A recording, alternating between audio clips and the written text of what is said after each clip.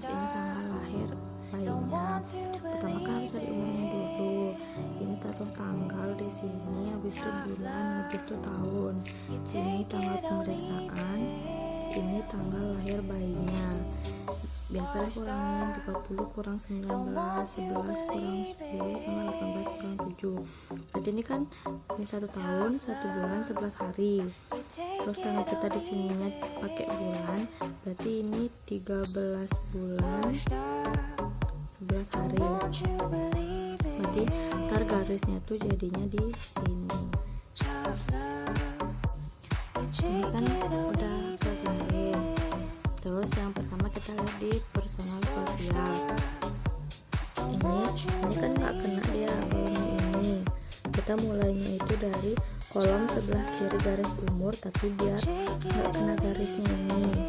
Nah, kolom kiri dari garisnya ini kan ini ada menyatakan keinginan. Kalau misalnya di sini dia P, berarti kita pilihannya naik. Anggap ini P. Kita cari dah P sampai 3. Tapi kalau misalnya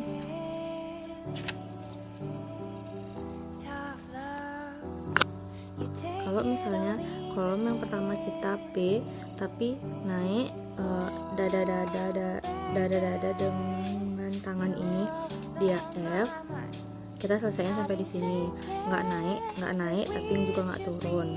Anggap ini F udah. Terus sekarang yang ada motorik halus. Ini kan garis umurnya, berarti kolom yang pertama kita cek itu ini karena ini ke sebelah kirinya.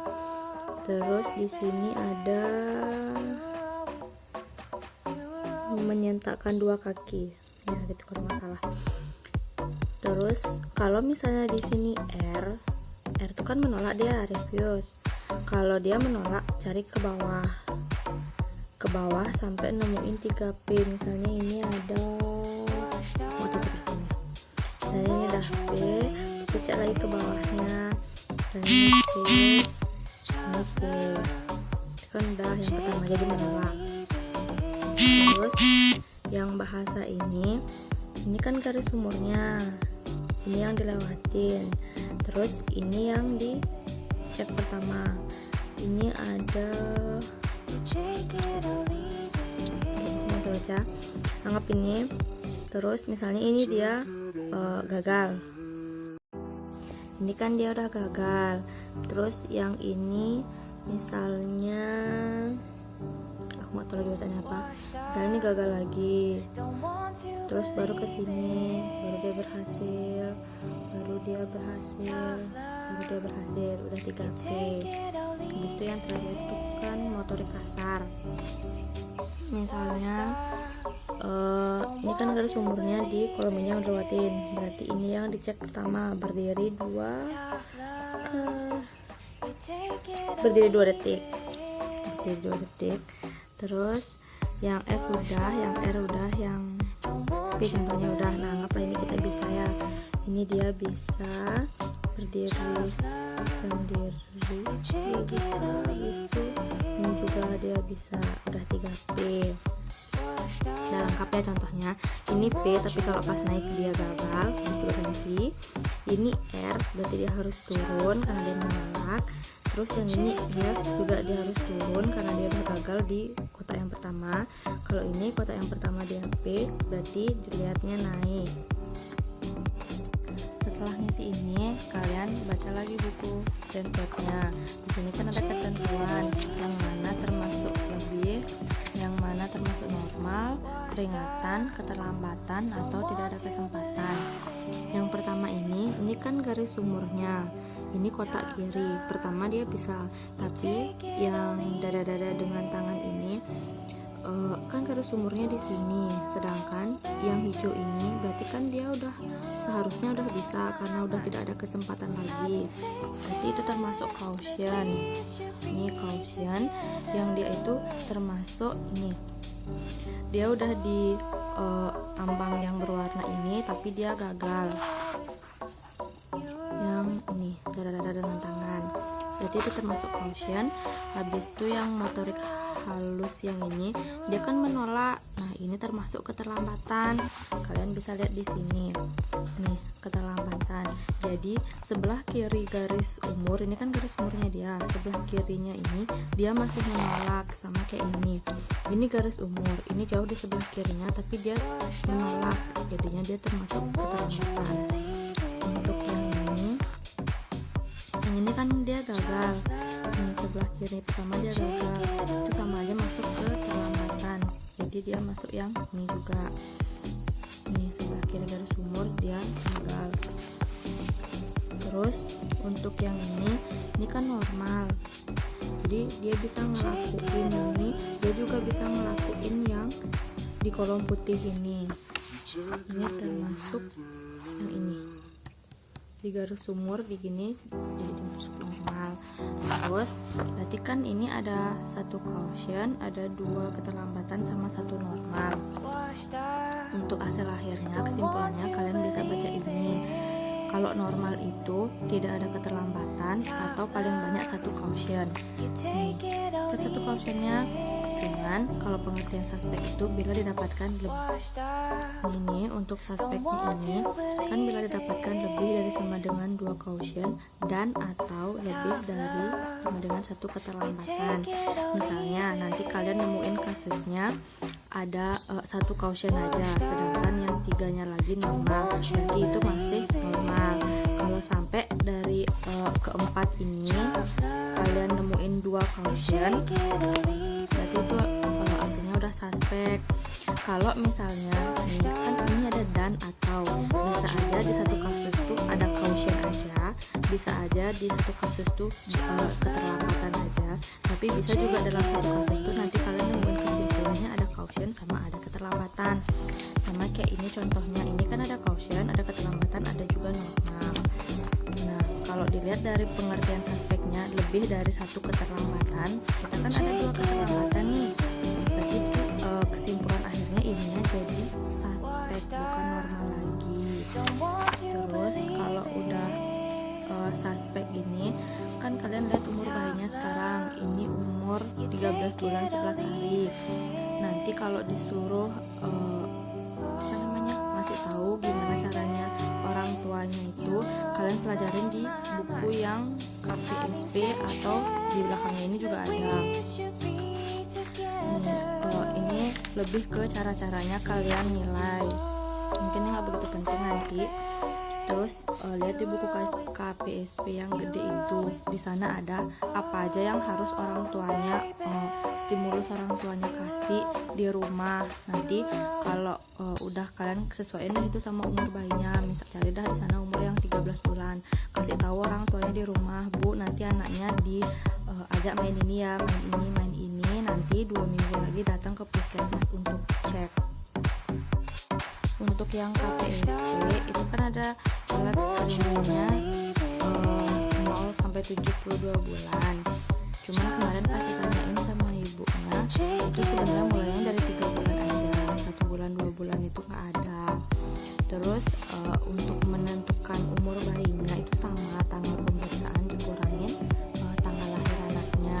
Cuman nanti ini ada pembulatan yang waktu ibunya bilang itu kalau anaknya umurnya harinya kurang dari 15 hari itu tetepin ke bulan di depannya, tapi kalau lebih itu ditambahin. Misalnya kayak ini, umur bayinya 3 bulan 16 hari, berarti jadinya kita hitung tuh umur bayinya 4 bulan.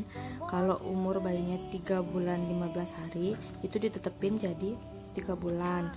Sama juga kayak misalnya 3 bulan 12 hari, berarti itu jadi 3 bulan. Untuk cara ngeceknya, formatnya ini kan nggak setiap bulan ada, jadi ini loncat-loncat dia, ada 3 bulan, ada 6 bulan, ada 9 bulan dan seterusnya.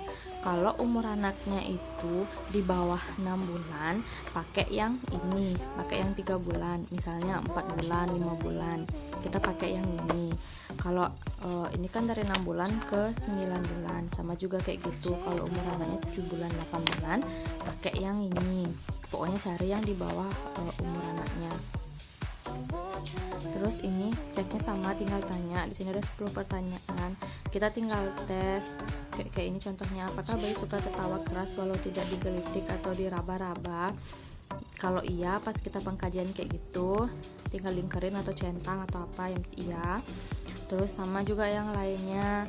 Nanti untuk kesimpulannya itu ada di belakang. Ini kalian bisa lihat di halaman 76, 77, 78. Sana ada dijelasin. Kalau misalnya dari semua pertanyaan, tadi kan ada format-format pertanyaan. Misalnya jawaban iyanya cuma 7 atau 8, berarti itu udah meragukan. Terus kalau normalnya itu 9 atau 10. Kalau misalnya ada meragukan, misalnya ini udah jelasin, umur anaknya kan 12 bulan. Dia belum bisa berdiri.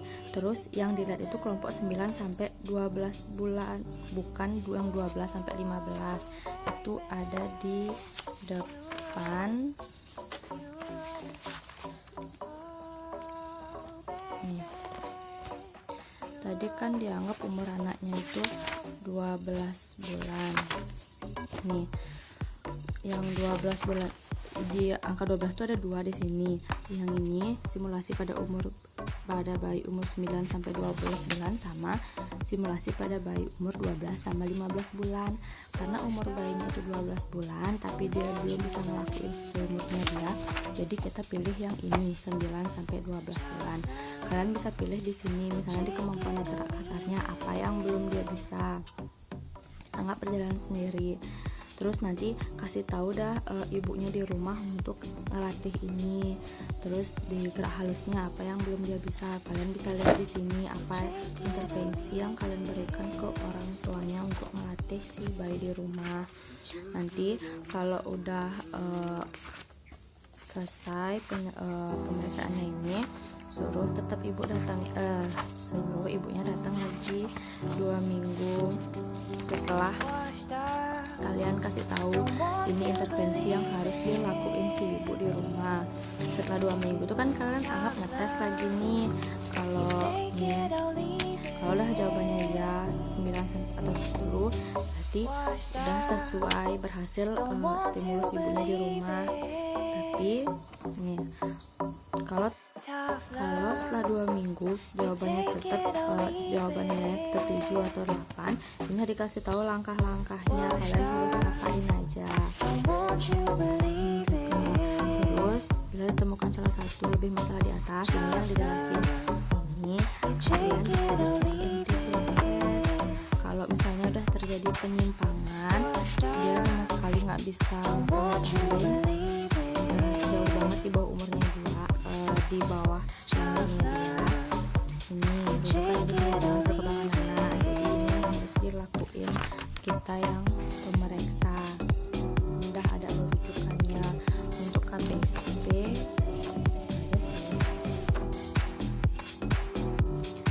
Ini kan kita udah ke garis. Terus yang pertama kita lihat di personal sosial.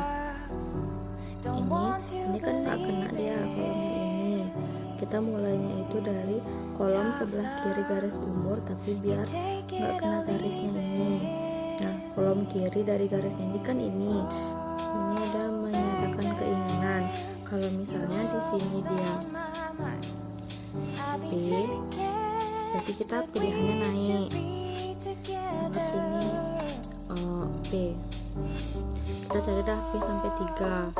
Tapi kalau misalnya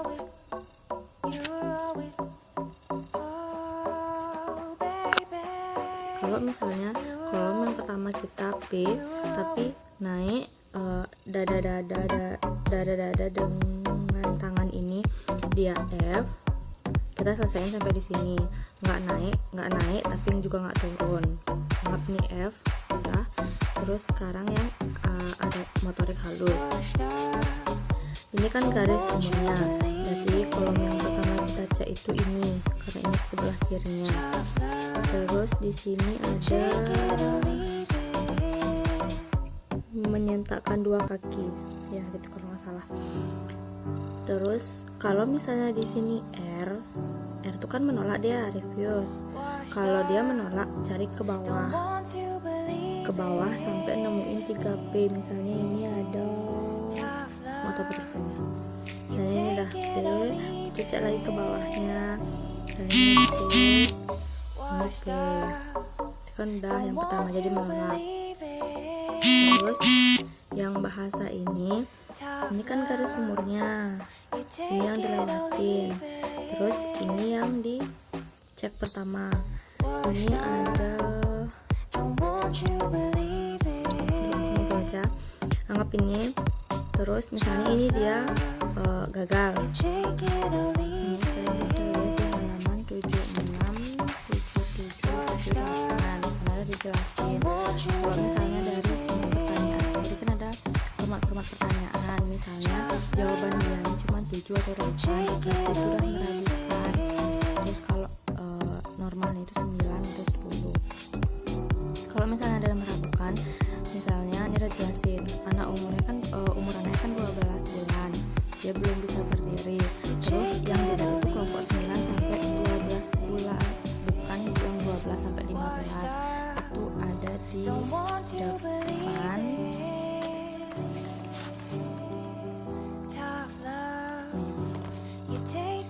Tadi kan dianggap umur anaknya itu 12 bulan.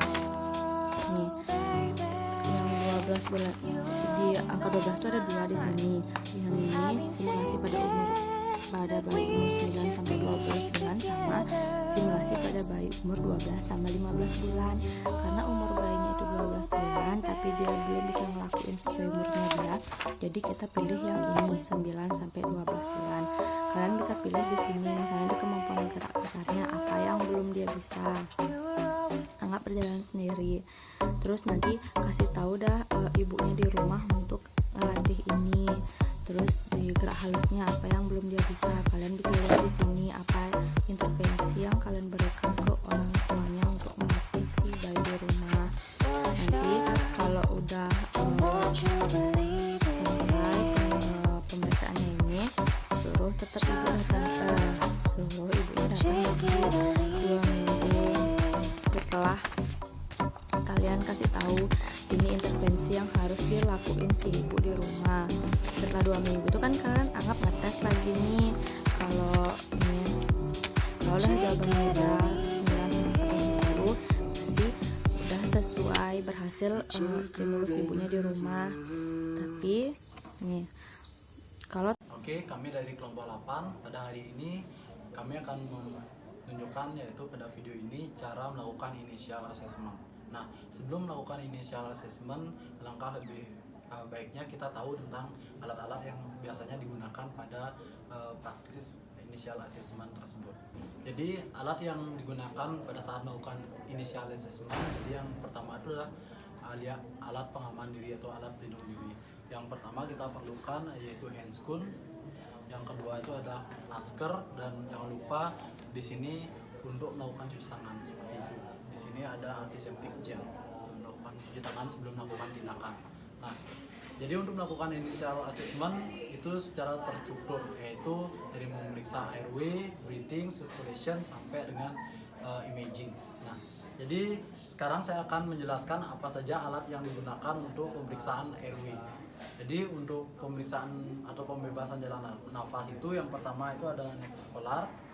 Ini biasanya diperlukan untuk pasien yang dicurigai ada fraktur servikal atau ada benturan untuk menstabilkan jalan nafas, dan nanti juga akan ada stabilizer. Yang kedua itu adalah ada tang spatel atau spatel lidah yang berfungsi untuk membuka jalan nafas, khususnya membuka mulut pasien. Nah, jika mulut pasien susah dibuka, kita juga dapat menggunakan open mouth. Selanjutnya, untuk membuka jalan nafas yang tertutup atau tersumbat oleh lidah, kita di sini memasang OPA pada pasien yang tidak sadar dan NPA pada pasien yang sadar. Nah, ketika kita mendapatkan kasus yang di sini adalah seperti tercekik atau stridor, kita di sini menggunakan alat laryngeal mask airway seperti itu. Dan ketika pasien itu memerlukan ventilator atau bagging, perlu kita melakukan kolaborasi, yaitu pemasangan ETT. Dan yang terakhir, pada airway, ketika sumbatan itu berupa cairan atau ada suara seperti gargling, di sini kita dapat melakukan suction atau penghisapan cairan dengan menggunakan suction seperti ini, atau juga dapat menggunakan suction besi seperti itu. Jadi tadi saya sudah menjelaskan apa saja alat yang diperlukan untuk pemeriksaan airway, dan selanjutnya pemeriksaan selanjutnya itu adalah pemeriksaan breathing, pemeriksaan initial assessment ini. Adapun alat dalam pemeriksaan ini sebenarnya dapat dibagi menjadi dua, yang satu untuk pemberian oksigenasi dan satu untuk pemberian ventilasi. Jadi untuk yang pertama, untuk pemberian oksigenasi atau kasus yang memerlukan oksigenasi, di sini kita memerlukan alat yang pertama itu adalah nasal kandung. Ini diperlukan untuk pemberian oksigen 2-4 liter per menit. Setelah itu di sini ada simple mask, dan ini untuk rebreathing mask yang berfungsi untuk memberikan oksigen 8-10 liter per menit, dan jika ada di sini ada tutupnya itu berwarna putih, namanya non rebreathing mask, pemberian oksigen sampai dengan 10 sampai dengan 16 liter per menit seperti itu. Nah, jika kita menemukan penyulit dalam bernafas pada kasus tension pneumotoraks, biasanya dilakukan tindakan thorakus sintesa, yaitu yang mana kita menancapkan jarum atau needle pada bagian toraks untuk mengeluarkan udara yang ada di rongga dada. Nah, di pemeriksaan breathing ini juga diperlukan tindakan pemeriksaan fisik, yaitu menggunakan inspeksi auskultasi, perkusi, dan palpasi, dan di sini juga kita perlu stetoskop untuk memeriksa suara nafas. Nah, selanjutnya itu untuk tindakan yang berupa ventilasi, di sini ada BVM, yaitu back pulse mask, yang berfungsi untuk memberikan ventilasi kepada pasien seperti itu dengan cara bagging. Dan kalau umpamanya rumah sakitnya itu ada ventilator, jika itu diperlukan pemasangan ventilator, bisa menggunakan ventilator.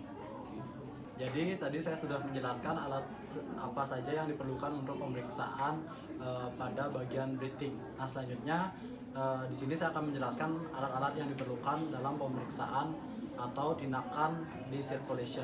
Jadi circulation itu alat yang diperlukan. Yang pertama itu adalah untuk cairan, manajemen cairan untuk pemasangan IV catheter, itu set infus. Yang kedua itu bisa juga untuk spike dalam pengambilan darah. Tadi saya sudah menjelaskan untuk apa saja alat yang diperlukan untuk circulation, dan selanjutnya saya akan menjelaskan apa saja alat yang diperlukan untuk pemeriksaan disability. Jadi pemeriksaan disability ini kita memeriksa GCS. Selain itu di sini kita juga memeriksa refleks pupil. Di sini kita juga dapat menggunakan alat center seperti itu untuk memeriksa pupilnya. Jadi tadi sudah saya jelaskan apa saja yang diperlukan untuk pemeriksaan dari airway, breathing, circulation sampai disability. Nah, di sini pemeriksaan pada initial assessment ini dilanjutkan dengan pemeriksaan yang selanjutnya itulah exposure. Nah, dalam pemeriksaan exposure ini biasanya kita dapat menemukan kasus seperti perlukaan. Di sana kita perlu HAS dan yang lainnya untuk rawat luka, dan di sini juga kadang-kadang kita perlu memerlukan gunting untuk memotong atau membuka pakaian dari pasien itu sendiri ketika, dan jangan lupa minta izin seperti itu. Nah, setelah dari exposure kita akan berpindah ke F, yaitu valve catheter. Pada pemeriksaan valve catheter ini di sini akan dilakukan tindakan pemasangan kateter. Hal yang kita perlukan yang pertama itu adalah kateternya dan gel untuk melapisi kateter. Selain kateter, hal yang juga perlu kita siapkan itu di sini adalah urine bag untuk menampung urinnya, seperti itu pada saat pemasangan valve catheter. Nah, setelah kita melakukan pemasangan valve catheter, tindakan selanjutnya itu adalah pemasangan gastric tube bila diperlukan. Di sini ada selang NGT dimasukkan dari hidung atau selang OGT yang dimasukkan dari mulut. Dan pada pemeriksaan selanjutnya itu adalah pemeriksaan heart monitornya. Jika dalam rumah sakit itu ada alat EKG, maka persiapkan alat EKG untuk memeriksa irama jantungnya. Setelah kita melakukan pemeriksaan dari airway sampai dengan heart monitor, ada perlunya kalau namanya pasiennya itu kecelakaan perlu dilakukan pemeriksaan ronsen. Di sini masuk dalam pemeriksaan imaging pada pemeriksaan initial assessment, dan selanjutnya kita akan melakukan secondary survey seperti pemeriksaan DTV dan pemeriksaan ampel yang bisa ditanyakan kepada keluarga maupun penunggu pasien. Tadi saya sudah menyebutkan apa saja yang diperlukan untuk melakukan initial assessment. Pada video ini kami juga akan membahas tentang cara melakukan initial assessment dengan menampilkan role-play kasus pada pemeriksaan initial assessment ini. Nah, jadi pada role-play ini saya Krisma sebagai Katim, saya Regina sebagai perawat 1, saya Okta sebagai perawat 2, saya Kawista sebagai pasien. saya Puri sebagai keluarga pasien. Jadi saksikan roleplay kali ini. Suster, tolong, keluarga saya kecelakaan. Ya Bu, kenapa Bu? Ini keluarga saya kecelakaan, Sus. Kenapa Bu? Tadi saya kurang tahu juga. Tadi saya ditelepon sama seseorang bahwa ada keluarga saya yang kecelakaan. Oh gitu, saya cek dulu ya Bu ya. Ya.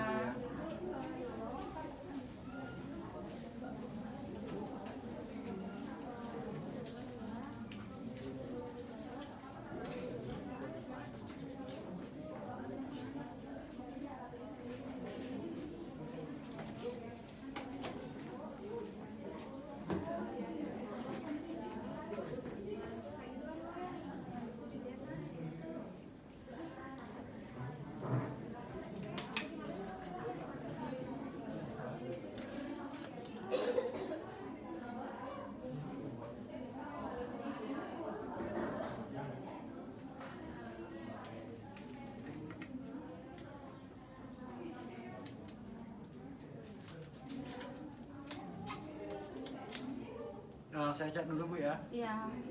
Pak.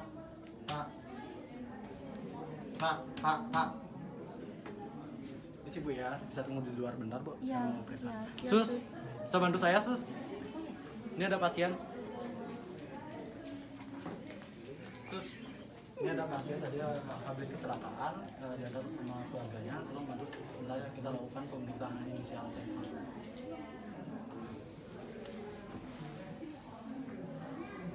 Sus, ada demam sama ini, tolong siapkan, kira-kira ini saya curiga ada fraktur servikal atau ada cedera pada lehernya. Tolong siapkan nekolar Sus dan stabilizer. Coba.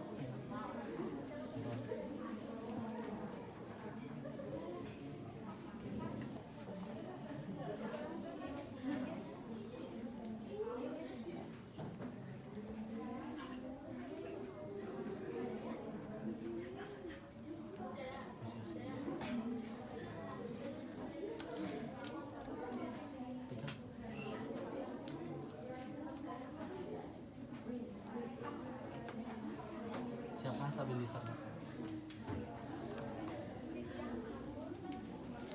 Nah, di sini untuk jalan nafasnya itu di sini sudah aman karena di sini sudah terpasang nebular dan terpasang stabilizer untuk menjaga posisi untuk jalan nafasnya tetap terbuka. Nah, di sini pasien dalam keadaan mengorok, ini artinya ada snoring, biasanya ditutup oleh lidah dari pasien itu. Di sini kita akan membuka jalan nafasnya itu dengan stang spatter. Untuk membuka jalan nafas bisa dilakukan melalui samping. Sampai kebuka. Setelah itu kita pasang, karena pasiennya tidak sadar, kita pasang PA untuk membuka jalan nafasnya. Nah, itu untuk pasien tidak sadar.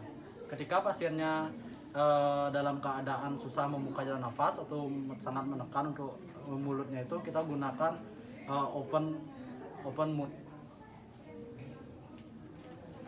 seperti ini. Nanti penggunaan open mouth itu di sini kita putar sampai nafasnya terbuka. Setelah itu kita pasang OPA. Karena ini kasusnya snoring seperti itu. Oke. Jadi jalan nafas sudah terbuka. Selanjutnya kita kaji respirasi dan lihat ada pengembangan dan itu pasang oksigen. Jadi umpamanya ini respirasi pada pasiennya ini sekitar 25 kali per menit. Jadi di sini kita berikan oksigen rebreathing mask. Bisa dipasang? Saya sambungkan ya.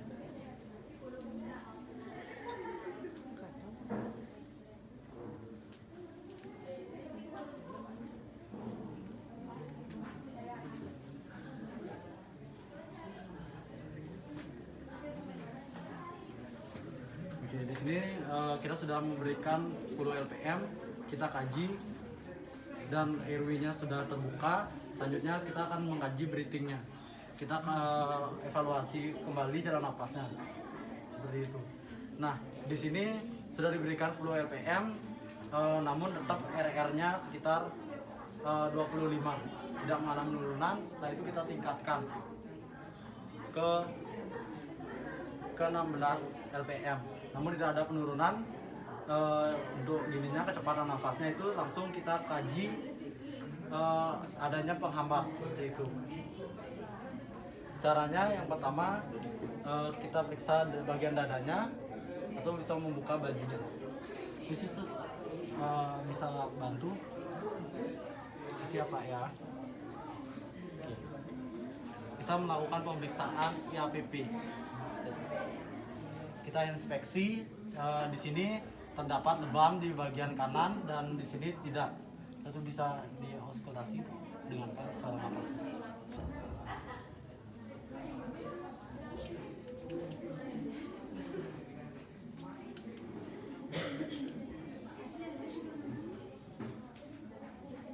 Sini kita auskultasi dulu suara nafasnya, dan di sini kita juga auskultasi juga suara jantung untuk mengetahui apakah ada detak jantung.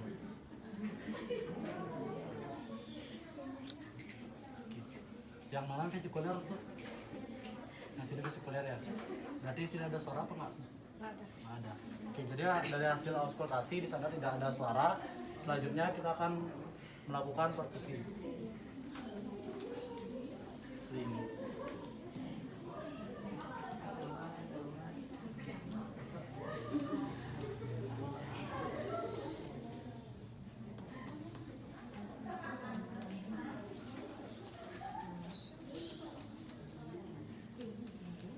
Oke, di sini hasil perkusi didapatkan. Di sini ada suara hipersonor, berarti ada udara di paru-paru sebelah kanan. Untuk hasil palpasi, bisa dibantu dipalpasi.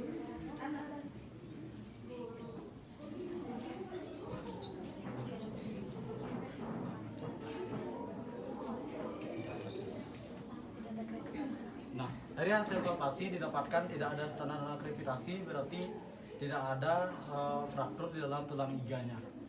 Jadi dari hasil pemeriksaan tadi dapat kita simpulkan pasien mengalami pneumotoraks. Selanjutnya untuk memastikan lagi kita harus cek di bagian lehernya. Bisa cek. Bisa buka ya Bu, Yesus ya.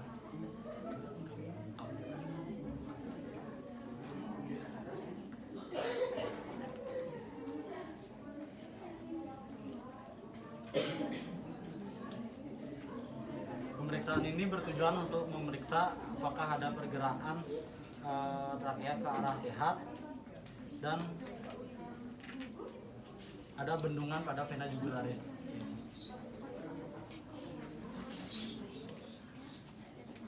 Oke. Nah, dari hasil pemeriksaan tadi ada pergerakan trakea ke arah yang sehat. Ini berarti menyimpulkan pasien mengalami tension pneumotoraks. Selanjutnya, karena pasien mengalami tension pneumotoraks, hal yang harus kita lakukan yaitu melakukan needle thoracosyntesa. Ibu bisa diambilkan.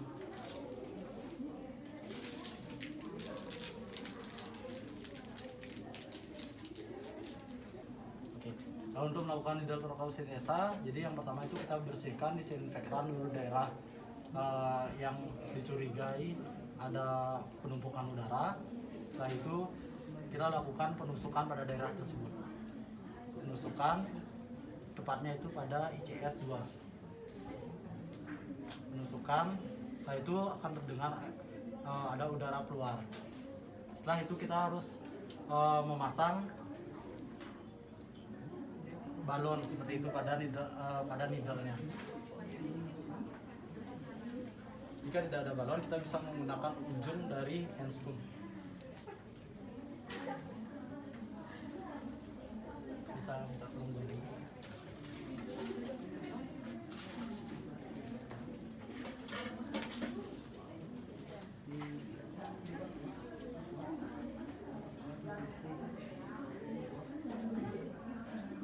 Nanti untuk ujung dari handscoon ini kita akan tester di sini dan kita lubangi sedikit di daerah ini untuk keluarnya udara dari dalam dan udara dari luar itu tidak bisa masuk ke dalam rongga dada seperti itu.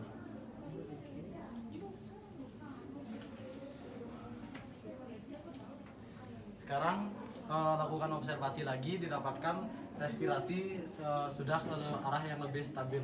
Setelah ini artinya breathing clear. Setelah itu kita akan melakukan pemeriksaan circulation. Boleh diperiksa untuk akral dan nadinya.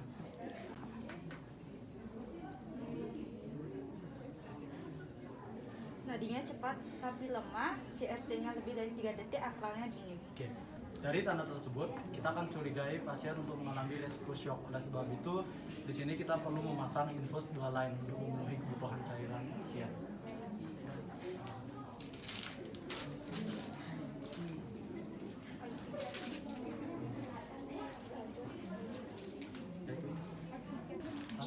Tolong pasang infusnya ya. Kiri dan kanan. Di sini kita lakukan pemasangan IV kateter sebelah kiri dan kanan, 2 line, yang satu untuk cairan dan yang satu persiapan untuk transfusi untuk pemenuhan kebutuhan cairan pasien seperti itu. Namun sebelum itu kita lakukan pengambilan darah untuk mengambil sampel untuk nanti dilakukan pemeriksaan lebih lanjut. Jadi ABC sudah clear, selanjutnya kita akan melakukan pemeriksaan GCS sekali lagi. Pak, oke. Jadi bapaknya itu sudah membuka mata pada saat pasien dirangsang dengan nyeri atau sentuhan. Lanjut itu Pak, coba gerakin tangannya Pak. Coba gerakin lagi Pak. Tangannya lagi satu Pak. Jadi pasiennya sudah dapat menggerakkan ekstremitas atau menggerakkan tangannya itu sendiri seperti itu. Pak, gimana? Bapak namanya siapa Pak? Nama Bapak siapa? Oke. Di sini pasiennya sudah bisa diajak ngomong, berarti untuk GCS-nya itu 14. Jadi sudah mulai memperbaiki kondisinya. Untuk exposure kita lakukan lagi pemeriksaan dari kepala,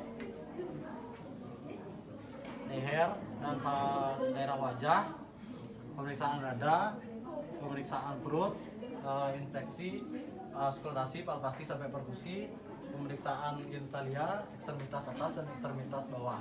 Nah, jadi dari hasil pemeriksaan itu tidak didapatkan masalah. Selanjutnya kita akan lanjut ke pemeriksaan selanjutnya, yaitu di polip kateter, yang mana di sini akan dilakukan tindakan pemasangan kateter, namun ada kontraindikasinya. Sebelum itu kita harus memeriksa, karena ini laki-laki, kita harus memeriksa prostatnya melayang atau tidak, seperti itu. Dan ada indikasi perdarahan di area yang dekat dengan jalur pemasangan kateter.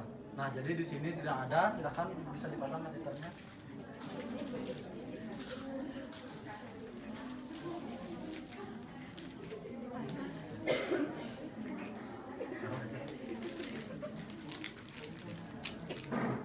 Di sini ceritanya sudah dipasang kateternya.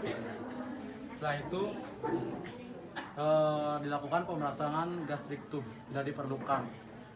Jadi di sini karena ada lebam di daerah lehernya, kita takutkan ada terjadi fraktur di daerah leher seperti itu. Maka kita akan melakukan pemasangan NGT karena pasiennya di sini sadar ya. Pasangan NGT menggunakan selang NGT. Selanjutnya bila perlu kita memasang heart monitor atau EKG di sini. Setelah melakukan pemasangan EKG, kita siapkan pasien untuk melakukan pemeriksaan toraks atau pemeriksaan X-ray seperti itu.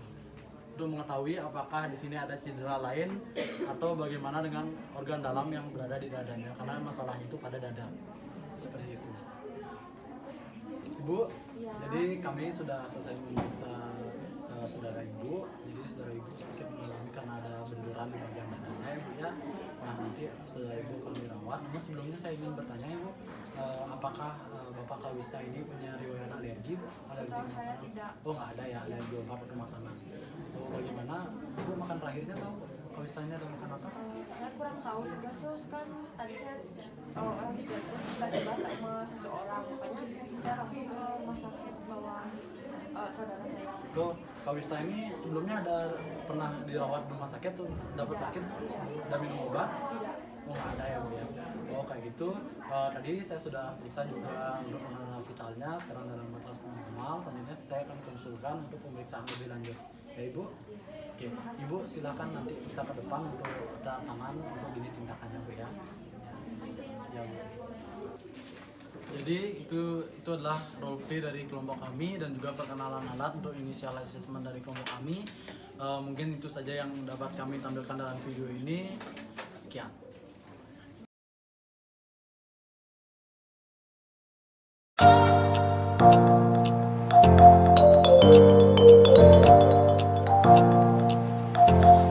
Selamat pagi Ibu-Ibu, di sini saya Sunarti akan memberikan Ibu informasi untuk melakukan senam hamil. Nah, senam hamil ini bertujuan untuk mengurangi ketegangan-ketegangan yang timbul pada saat Ibu hamil.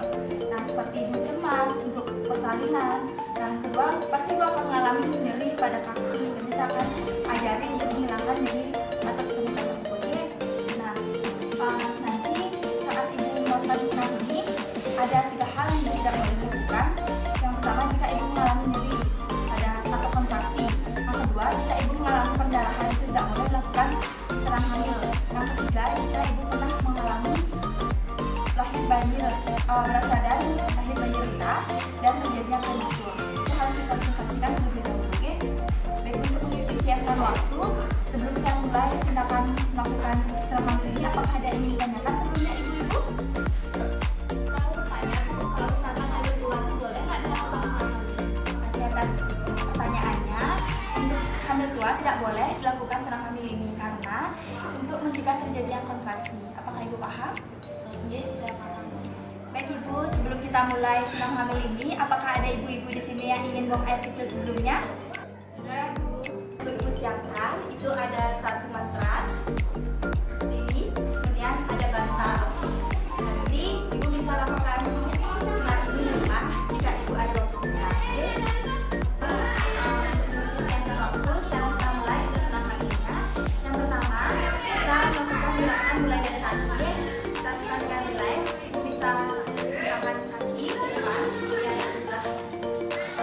Posisi Ibu sudah benar, seperti itu. Sekarang ikuti saya untuk menarik kaki Ibu ke depan.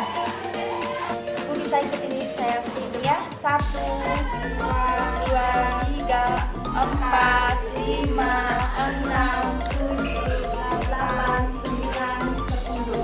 Selanjutnya kita tarik ke bawah kaki menuju ke arah kaki Ibu ya. Kita hitung lagi sampai 10. 1, 2, 3, 4, 5, 6, 7, 8, 9, 10.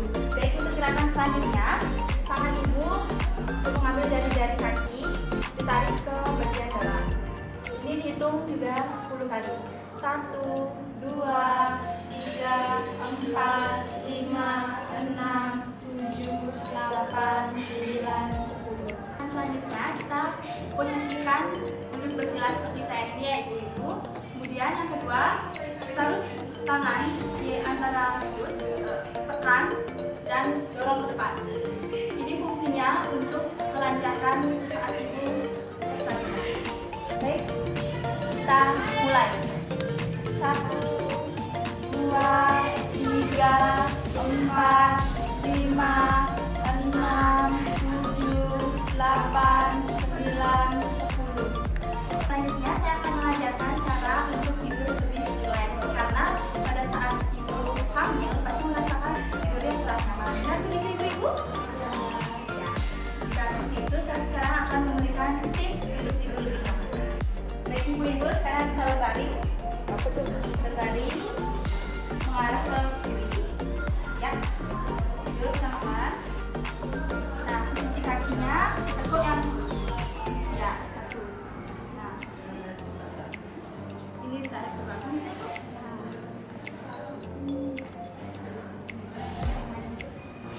Nah, sekarang ibu Nina tunggu sebentar ya. Tangannya ke belakang. Ini sudah lebih nyaman ibu. Sekarang ibu Nina kakinya ditekuk ke depan. Naik ya bu. Tangan yang kiri diluruskan ke belakang. Nah, sini. Sudah nyaman ibu Nina? Oke, selanjutnya gerakan senam dengan lutut.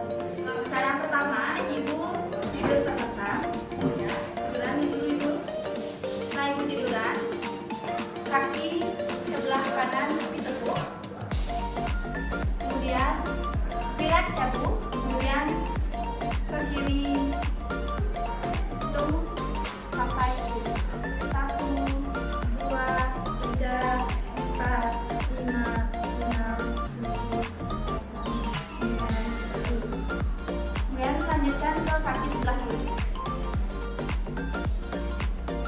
1, 2, 3, 4, 5, 6, 7, 8, 9, 10. Kemudian gerakan yang selanjutnya, ibu tekuk kedua kakinya. Tekuk, baik. Nah, setelah itu kita miring kiri dan miring kanan. Ini diulang sebanyak 8 kali ya. Kita lakukan ke miring kiri terlebih kanan terlebih dahulu ya. 1, 2, 3, 4, 5, 6, 7, 8. Baik, kita miring ke kanan, ke kiri sekarang. 1, 2, 3, 4, 5, 6, 7, 8. Nah, gerakan ini bisa dilakukan di rumah juga bu ya. Selanjutnya, tentangkan kaki ibu. Ya, Lina, tentangkan kaki. Gerakan selanjutnya, kita tekuk lututnya biar. Kemudian dorong panggul ke atas. Pelan-pelan. Ini disuruh selama 8 kali. 1, 2, 3, 4, 5, 6, 7, 8. Baik, duduk Bapak. Baik, gerakan selanjutnya, ibu-ibu bisa posisi melangkah. Nah, sekarang ibu hembuskan nafas, ditarik tarik nafas, perutnya ditarik ke dalam, hembuskan, buang. Baik, kita mulai ya bu. 1, tarik. 2, hembuskan. Relax ya bu. 3, tarik. 4, hembuskan.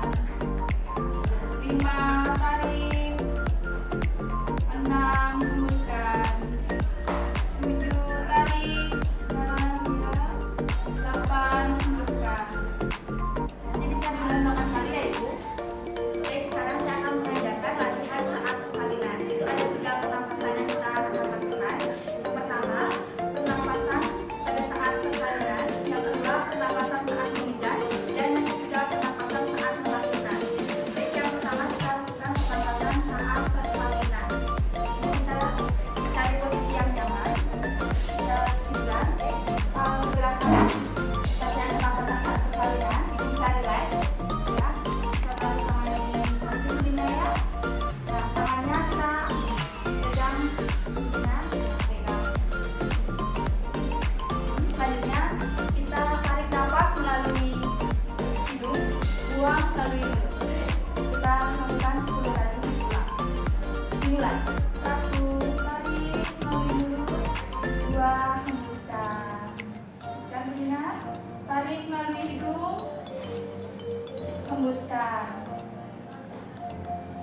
Tarik melalui hidung, hembuskan. Yang kedua, ini pernapasan saat mengejar. Ibu bisa posisinya duduk dulu, terlebih dahulu. Saya beri ya, Ibu Lina bisa. Sikat kakinya meregang. Seperti mau melahirkan ya, Ibu ya. Nah, tangan ini. Hitunglah, kita lakukan tarik nafas dan buang nafas selama 3 kali. Yang keempat, Ibu tahan nafasnya. Kemudian buka. Saya pahami Ibu Lina, Ibu ya. Kita mulai ya. Untuk tarik nafas yang pertama, tarik, hembuskan. 1, tarik, hembuskan. 2, tarik, hembuskan. 3. Ini yang keempat, ditahan Ibu. Tarik nafas, tahan, hembuskan. Ini bisa diulang selama 8 kali. Kemudian selanjutnya, ini teknik saat melahirkan. Ibu bisa melakukan gerakan kayak gitu, Kak, hempaskan semua beban, kayak merilekskan diri seperti itu. Bisa dipahami Ibu Lina Ibu Cynthia? Baik, kita ini gerakan bisa diulang selama 8 kali. Kita mulai. 1, 2, 3. Semangat Ibu. Selanjutnya saya akan mengajari cara untuk memperlancarkan air susu Ibu. Ada 2 cara. Yang pertama, genggam telapak tangan, genggam, letakkan di bawah susu, kemudian bawa naik sikunya. 1, 2, 3. Itu gerakan yang pertama. Gerakan yang kedua, letakkan di sini di bahu, kemudian ke bawah. Harus diusahakan dan kena payudaranya biar begini. Ini dilakukan selama 2 kali. Bisa dilakukan. Itu yang pertama ya. 1, 2, 3. Gerakan yang kedua, taruh di bahu, kemudian di bawah. 1, 2. Lagi sekali. 1, 2. Kita sudah selesai melakukan senam hamil. Bagaimana setelah kita melakukan senam hamil tadi? Apakah sudah merasa lebih rileks Ibu-Ibu? Sudah. Oke, jika sudah, nanti jika Ibu ingin melakukan senam hamil di rumah bisa dilakukan, tapi seperti yang saya bilang tadi, jangan melakukan senam hamil jika terjadi dari perdarahan. Yang kedua, yaitu jika hamil sudah memasuki usia jangan lakukan senam hamil jika Ibu Lina jika terjadi kontraksi. Ya baik. Karena Ibu sudah mengerti, nanti jika Ibu ingin melakukan senam hamil bersama saya lagi, Ibu bisa hubungi saya. Baik, untuk kerjasama yang sangat baik saya ucapkan terima kasih dan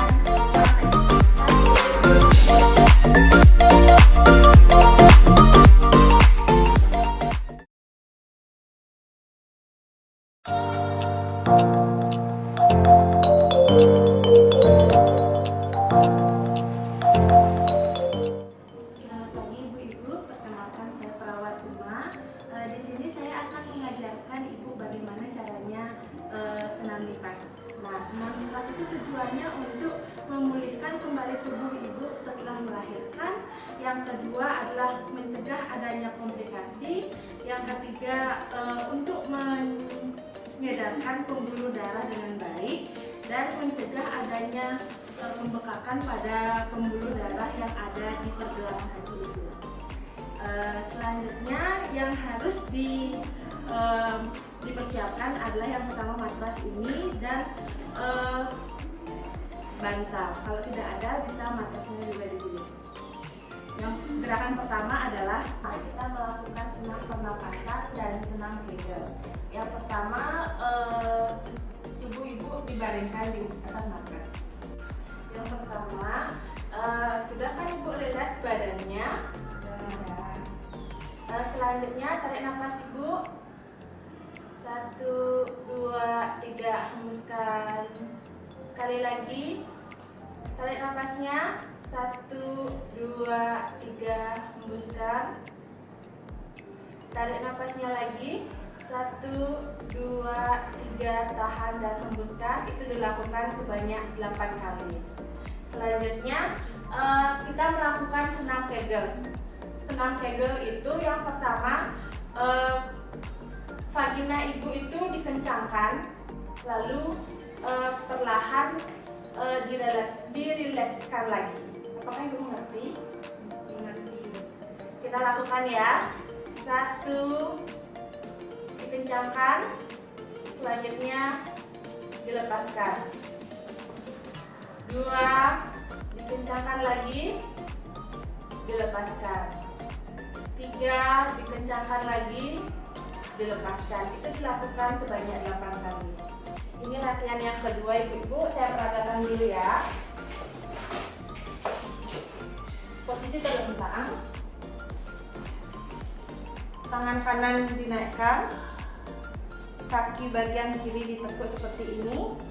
Saya hitung sampai 8. 1, 2, 3, 8. Kita langsung saja praktekkan. Ibu silakan terlentang. Tangan kanan naikkan ke atas, telapak kaki kiri ditekuk sedikit. Ya. Saya hitung ya Bu. 1, 2, 3, 4, 5, 6, 7, 8. Pakai yang sekarang yang di kiri Bu. Diganti. Kakinya. Saya hitung ya Bu. 1, 2, 3, 4, 5, 6, 7, 8. Oke Bu, ini rilekskan lagi. Sekarang latihan yang ketiga, saya contohkan dulu ya. Yang pertama, rentang, kakinya ditekuk, kiri dan kanan, badannya diangkat sedikit, dihitung 1, 2, 3, turun, lagi naik, 1, 2, 3, turun. Bisa dilakukan sekarang, terlentang dulu, kakinya ditekuk, kiri dan kanan, badannya diangkat, 1, 2, 3, turun, naik lagi, 1, 2, 3, turun, diangkat lagi, 1, 2, 3, cukup. Bisa dilakukan 8 kali ya Ibu. Selanjutnya Ibu rentangkan kaki, duduk saja seperti ini. Ini pergelangannya diputar ke dalam dan keluar, hitungan 8 kali. Bisa langsung dicoba. Mulai ya Ibu. 1, 2, 3, 4, 5, 6, 7, 8. Itu arah ke dalam, sekarang arah keluar. 1, 2, 3, 4, 5, 6, 7, 8. Oke cukup. Saya contohkan dulu ya. Kita duduk saja, jangan melentang. Yang pertama, kaki kanan diturunkan. 1, 2, 3. Itu selama 8 kali. Oke Ibu. 1, 2, 3, 4, 5, 6, 7, 8. Ini fungsinya untuk mencegah adanya percepatan pembuluh darah pada pergelangan kaki ya Ibu. Oke Ibu, selanjutnya kita lakukan pada bagian jari-jari kaki. Sebelum itu kita harus memberikan alas atau bantal di bawah pergelangan kaki. Bisa tiduran.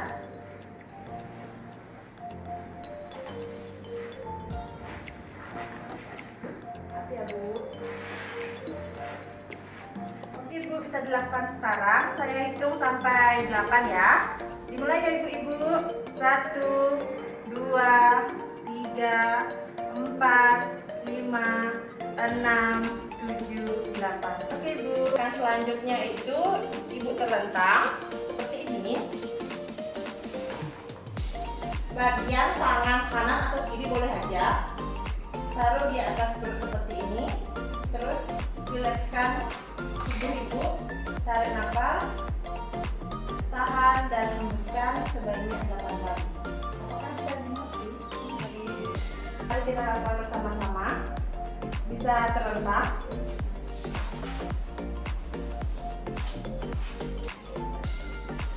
Saya hitung sampai 8 ya ibu. 1, 2, 3 turunkan. Naikkan lagi. 1, 2, 3 turunkan. Bisa dilakukan sebanyak 8 kali ya ibu-ibu. Selanjutnya kita melakukan gerakan yang kelima. Badannya terlentang. Kita lakukan pada kaki kanan dan kiri ya. Kita mulai dengan kaki kanan dulu. Diangkat.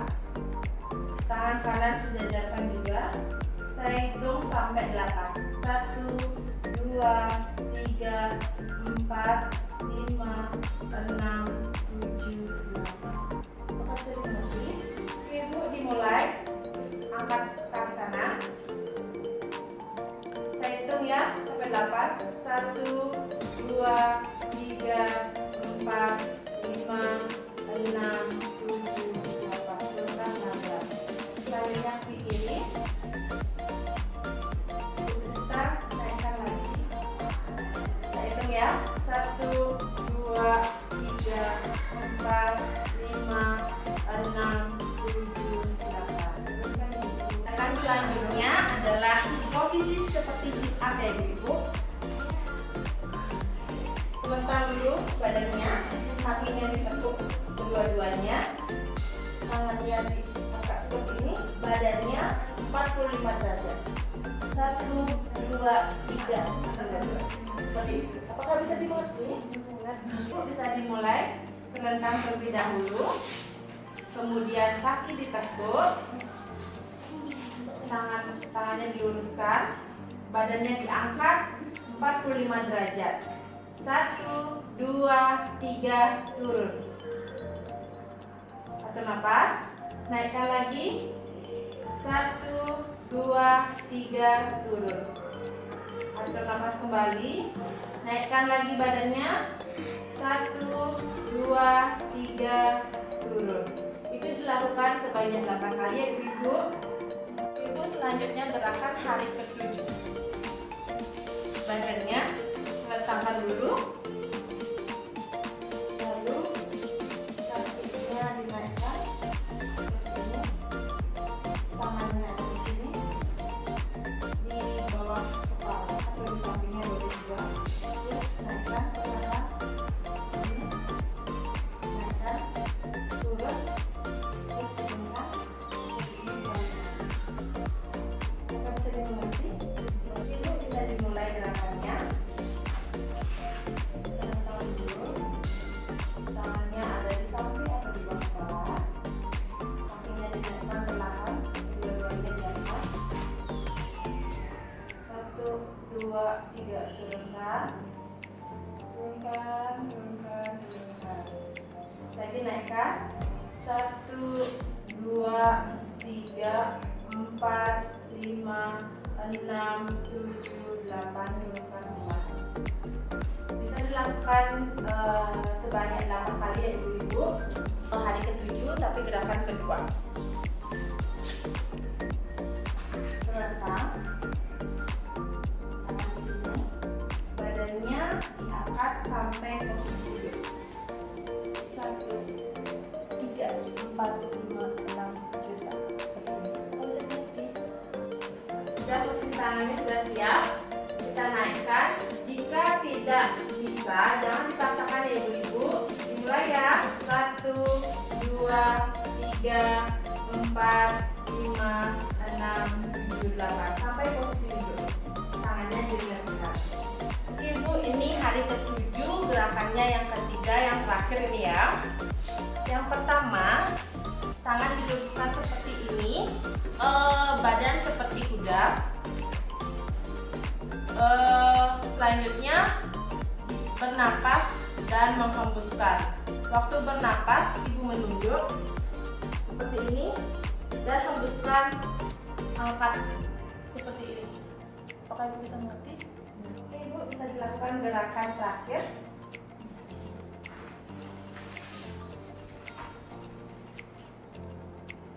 Kakinya disesuaikan dengan tangan, ya.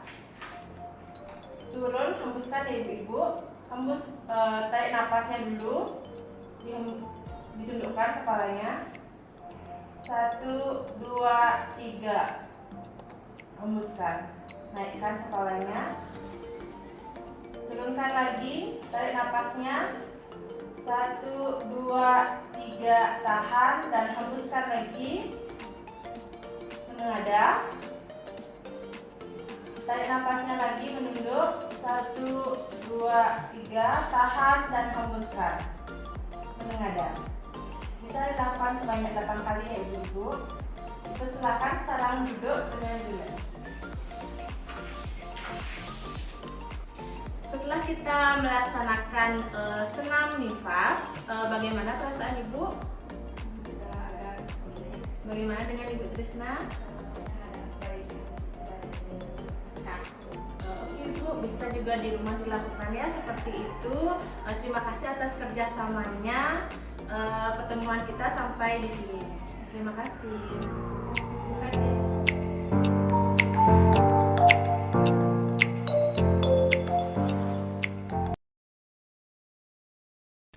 Halo semua sahabat perawat, jadi pada hari ini saya akan melakukan disinfeksi di rumah sendiri.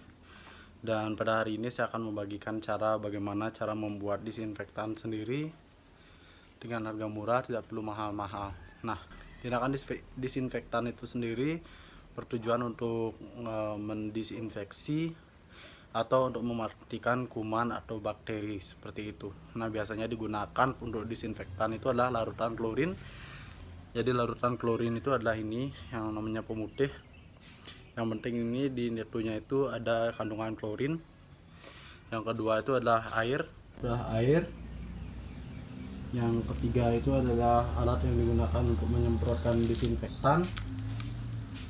Ini saya menggunakan penyemprotan untuk bonsai. Dan ini yang terpenting adalah klorin yang sudah saya tadi bilang, dan yang terpenting adalah alat APD. Oke, inilah alat APD untuk melindungi diri karena larutan klorin ini atau pemutih ini sangat berbahaya bagi tangan, bisa mengiritasi tangan. Oke, nah bagaimana cara pembuatannya? Yuk saksikan. Oke, jadi yang pertama itu adalah gunakan sarung tangan. Kalau tidak ada handscoon seperti saya, bisa gunakan plastik, yang penting tangan Anda tidak kena air.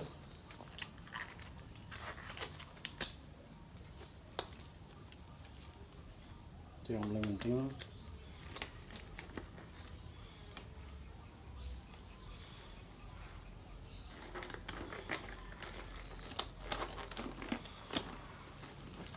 Oke, kita terpakai.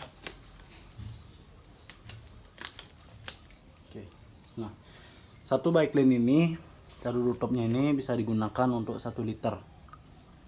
Jadi karena di sini saya menggunakan air kemasan 1 liter, 1,5 liter, saya bisa menggunakan 1,5 ini ya. Sorry. Oke.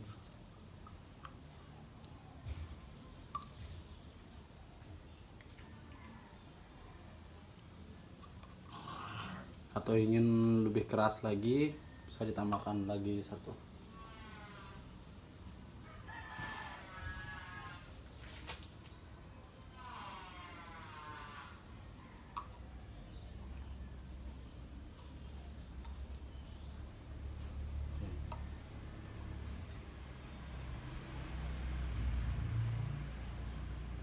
Karena saya ingin membuat daya yang lebih keras, saya tambahkan lagi. Jadi untuk standar nasionalnya itu Anda cuma cukup menambahkan 2 sendok makan di sini. Tapi karena saya ingin memperkuat daya klorinnya, daya disinfektannya, saya menggunakan 3 tutup botol klorin ini.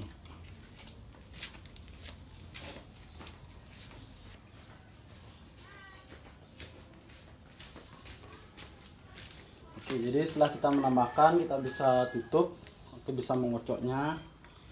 untuk meratakan klorinnya.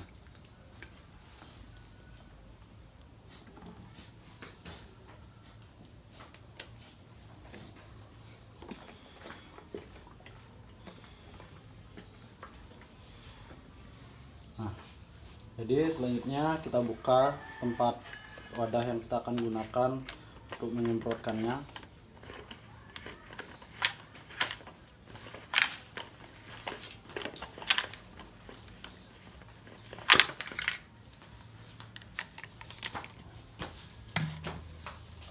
Setelah itu kita tuangkan.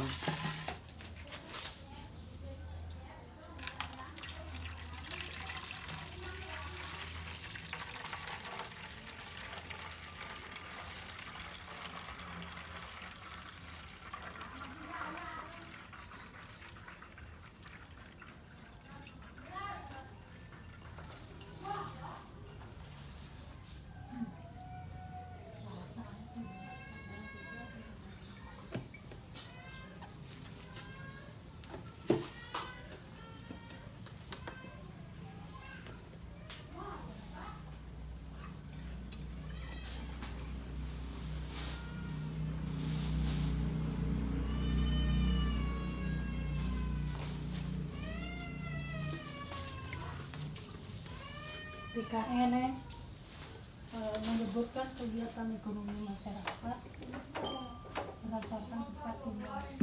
Apa?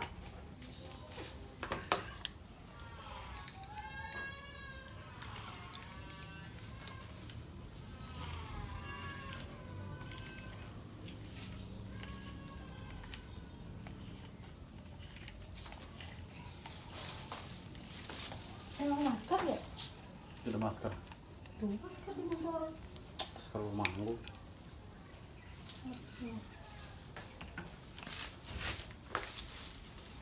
Oh, tuh kentang apa ini?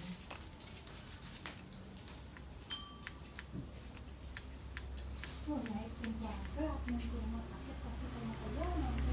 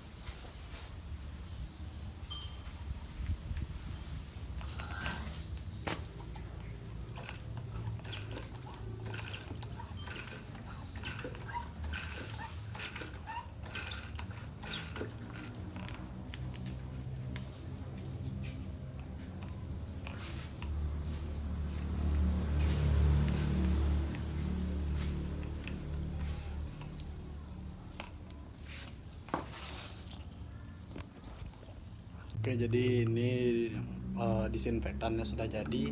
Sekarang siap kita semprotkan untuk disinfeksi setiap ruangan yang ada di rumah. Seperti itu. Jadi kalian bisa menerapkan teknik ini di rumah sendiri dengan barang-barang yang mudah dicari. Dan pesan saya, jangan borong semuanya, berikan juga orang lain kesempatan. Jangan lupa klik subscribe, like, dan share channel Sobat Perawat. Oke, jadi kita disinfeksi seluruh ruangan dulu, bagian atas. Tujuannya itu untuk mematikan sarang-sarang nyamuk dan bakteri-bakteri yang ada sebelah atas. Setelah itu pojok-pojokan ruangan seperti ini. Kasur juga sangat penting untuk mematikan bakteri. Nah, setelah ini nanti kamar akan diisolasi selama 4 jam. Oke, jadi kita disinfeksi seluruh ruangan dulu, bagian atas. Tujuannya itu untuk mematikan sarang-sarang nyamuk dan bakteri-bakteri yang ada sebelah atas. Setelah itu pojok-pojokan ruangan seperti ini. Kasur juga sangat penting untuk mematikan bakteri. Nah, setelah ini nanti kamar akan diisolasi selama 4 jam.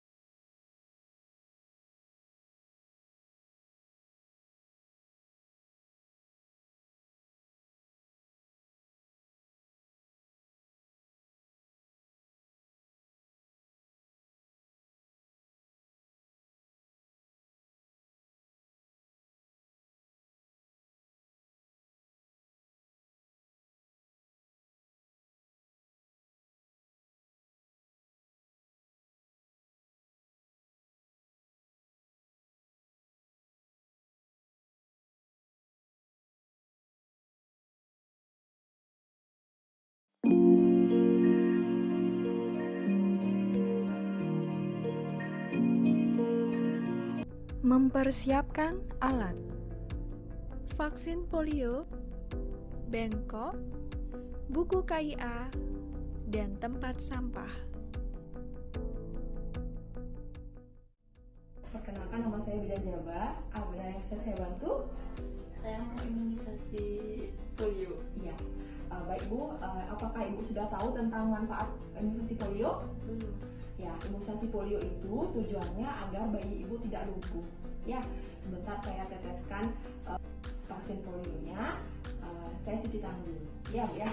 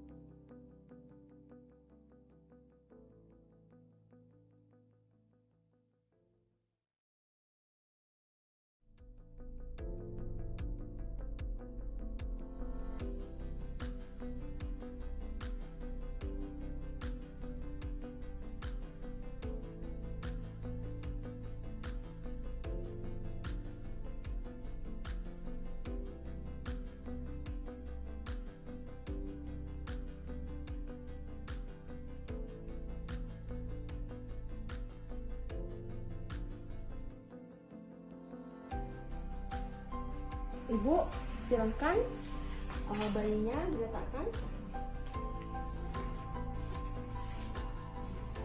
Lurus ya, ya. Posisi bayi membujur. Kemudian teteskan.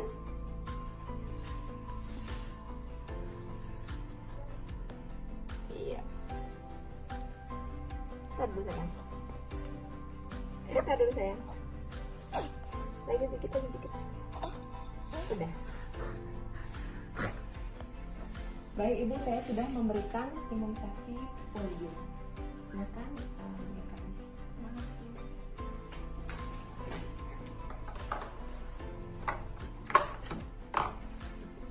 Merapikan alat.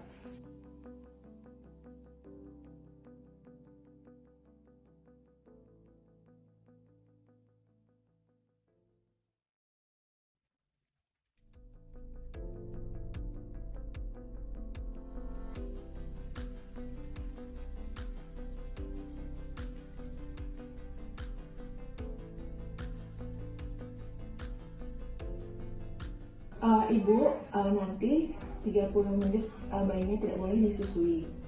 Ya, 30 menit bayinya tidak boleh disusui. Kemudian kita dokumentasikan. Saya catat dulu Bu ya. Sekarang tanggal 23 bulan 9 ya. Nanti kunjungan selanjutnya tanggal bulan depan. Ya. Terima kasih Bu, Ibu boleh.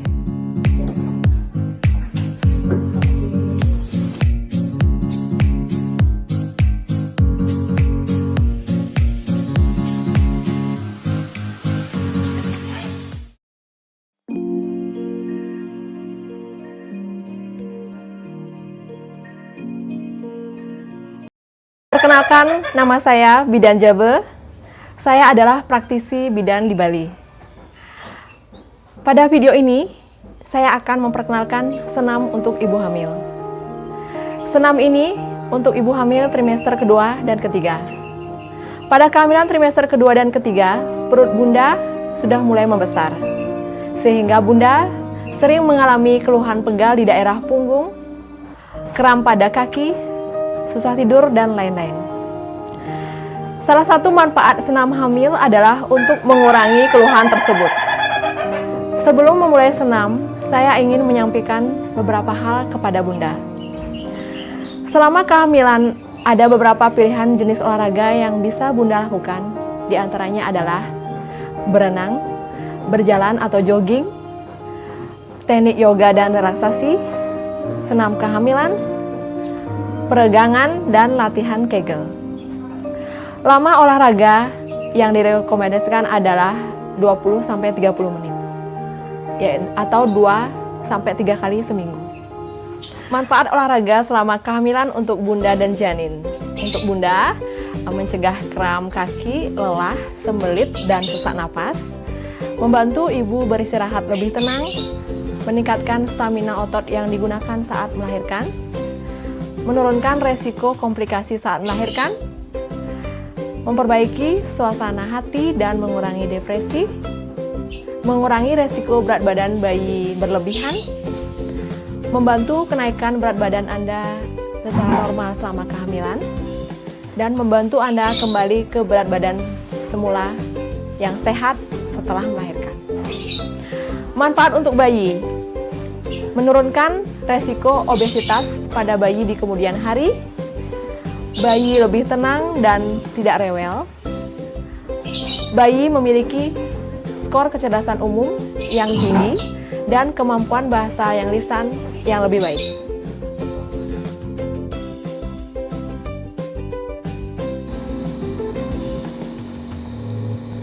Gerakan pertama, berdiri tegak, kaki dibuka selebar bahu, kemudian gerakan kepala mendekati bahu ke kanan, dibantu tangan kanan. Lakukan gerakan sama pada sisi kiri. Lakukan gerakan ini sebanyak 2-8 kali bertahap.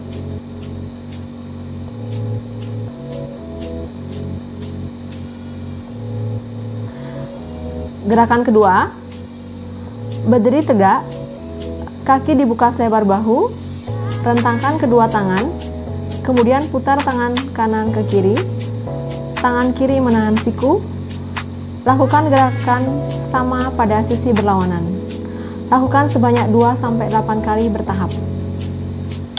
Gerakan ketiga, berdiri tegak, kaki dibuka selebar bahu, kemudian tepuk tangan kanan di belakang kepala, tangan kiri memegang siku.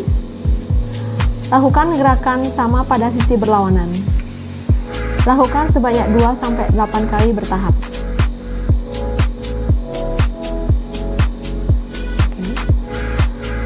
Gerakan keempat, berdiri tegak, kaki dibuka selebar bahu, satukan tangan kanan dan kiri, kemudian dorong ke atas kepala. Masih dengan posisi sama, dorong tangan ke kanan dan ke kiri.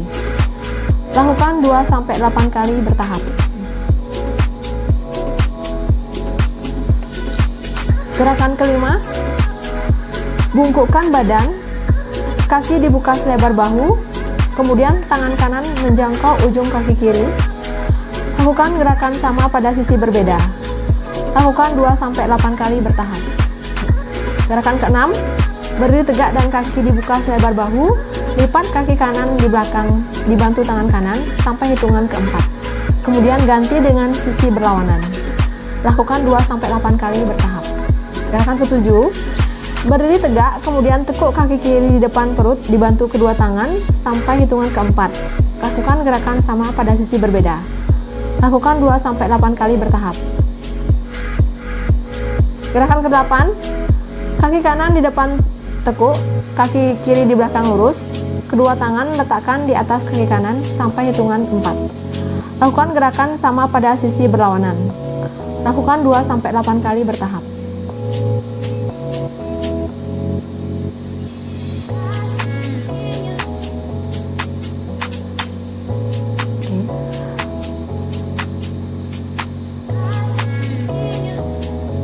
Gerakan 9, posisi membungkuk, kaki kanan ke depan, kaki kiri ditekuk, jangkau ujung jari kaki kanan dengan tangan kanan sampai hitungan 4. Lakukan gerakan sama pada sisi berlawanan.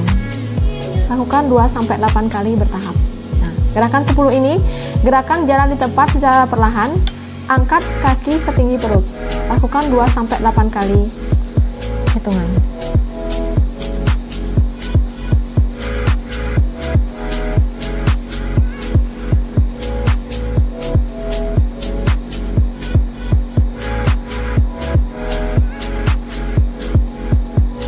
Oke, gerakan 11, posisi berdiri, tekuk kedua tangan terkepal pada kedua sisi pinggang, kemudian ayunkan ke atas sambil mengangkat kaki secara bergantian.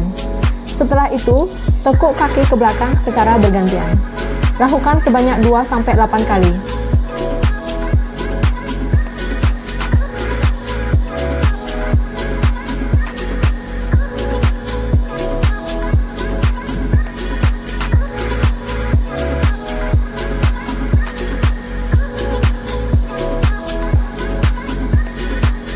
Gerakan 12, masih pada posisi sama, ayunkan kedua tangan ke atas kepala sambil mengangkat kaki ke depan secara bergantian, lakukan 2-8 kali bertahap. Kemudian gerakan 13, masih posisi sama, letakkan tumit ke depan secara bergantian sambil mengayunkan tangan ke samping. Ini gerakan ke-14, kaki kanan ke depan ditekuk, kaki kiri di belakang lurus, tekuk tangan di depan muka, kemudian gerakan ke samping, lakukan 2-8 kali.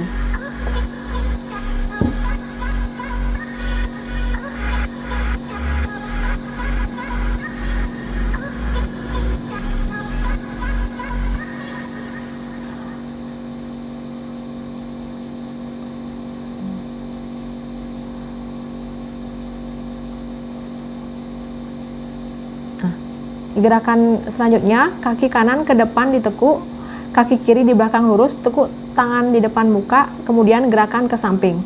Lakukan 2-8 kali.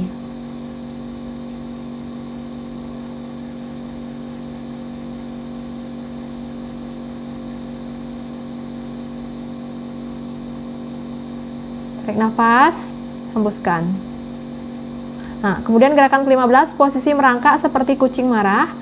Punggung diangkat, kepala menunduk melihat ke bawah, kemudian luruskan punggung kembali, kepala menatap ke depan.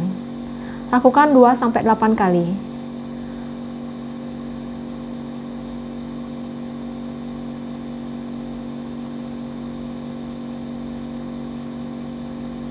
Gerakan ke-16, gerakan menungging, kedua tangan menumpu di depan, kaki di belakang, kemudian lakukan gerakan nungging. Oke, lakukan 2-8 kali.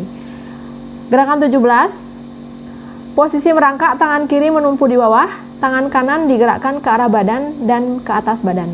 Lakukan gerakan sama pada sisi berlawanan. Lakukan 2-8 kali bertahap.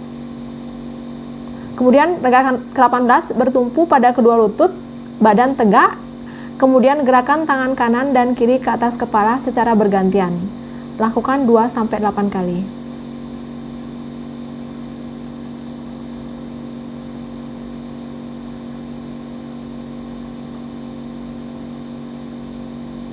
Oke, tarik nafas, atur nafasnya, buang nafas. Oke. Gerakan selanjutnya, duduk bersila, kedua tangan di atas lutut. Lakukan tarikan nafas melalui hidung, hembuskan melalui hidung juga secara perlahan dengan mata terpejam. Lakukan 2-8 kali hitungan. Oke, gerakan ke-21, gerakan menggunakan balok, kaki kanan di depan ditekuk, kaki kiri menumpu ke belakang, di samping kaki kanan letakkan balok. Letakkan tangan kanan di atas kaki kanan dan tangan kiri di atas balok. Ayunkan tangan kiri ke atas, badan ditegakkan. Lakukan sampai hitungan keempat. Lakukan gerakan sama pada sisi berlawanan. Lakukan 2-8 kali bertahap.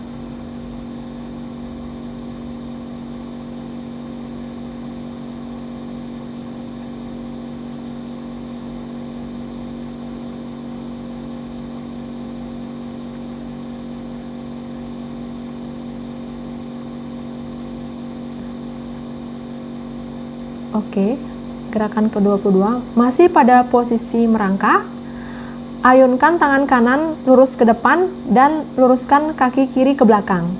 Pertahankan keseimbangan, lakukan gerakan yang sama pada sisi berlawanan.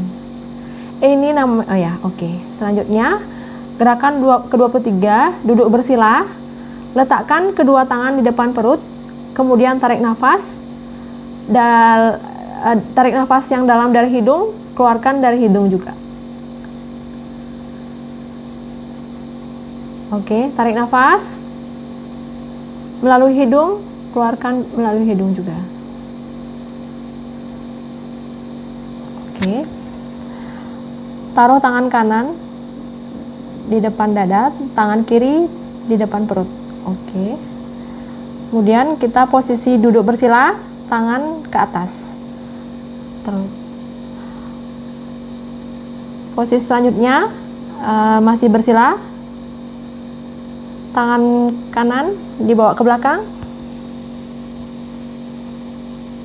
Oke. Posisi selanjutnya kita duduk miring, badan miring ke kiri dan ke kanan.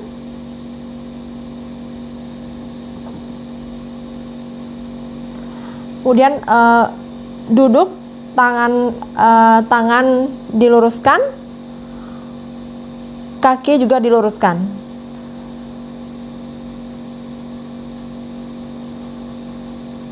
Lakukan tarikan otot kaki ke depan dan ke belakang.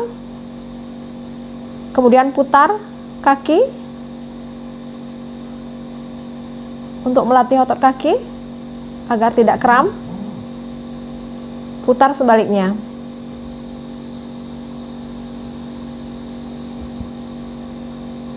Kemudian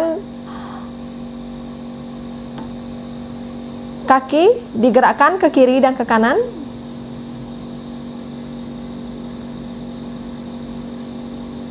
Sambil atur napas ya. Nah, ini posisi namanya happy baby.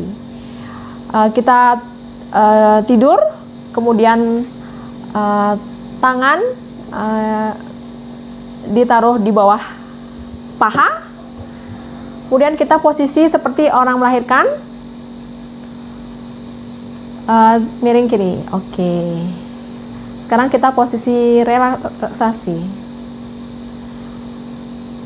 Sambil juga ibu bisa mendengarkan musik relaksasi, ibu bisa merelaksasikan tubuh ibu, buat tubuh ibu menjadi nyaman, menjadi rileks. Semakin nyaman, semakin rileks, sampai ibu benar-benar merasakan tubuh ibu benar-benar sehat, rileks, dan nyaman.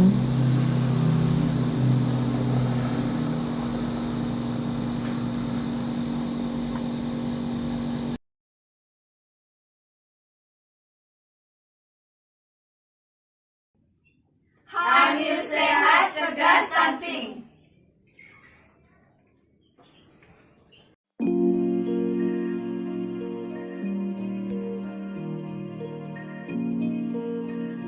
Menyediakan alat dan bahan terdiri dari pita ukur dan meja datar atau pengalas. Menyediakan lingkungan yang bersih dan nyaman untuk bayi. Selamat malam Ibu, perkenalkan nama saya Bidan Jaba. Hari ini saya akan melakukan pemeriksaan lingkar kepala bayi. Tujuannya adalah untuk mengetahui tentang perkembangan bayi Ibu. Ya, saya mohon izin ya Bu ya. Sebelumnya saya mencuci tangan.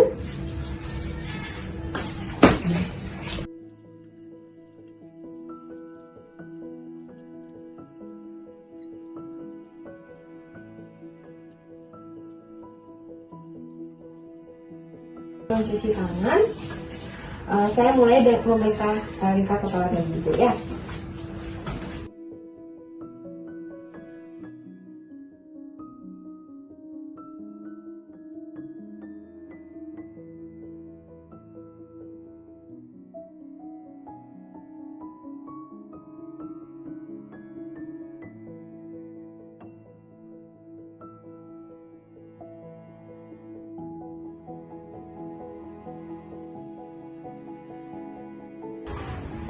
Lingkar kepala bayi Ibu 41 ya.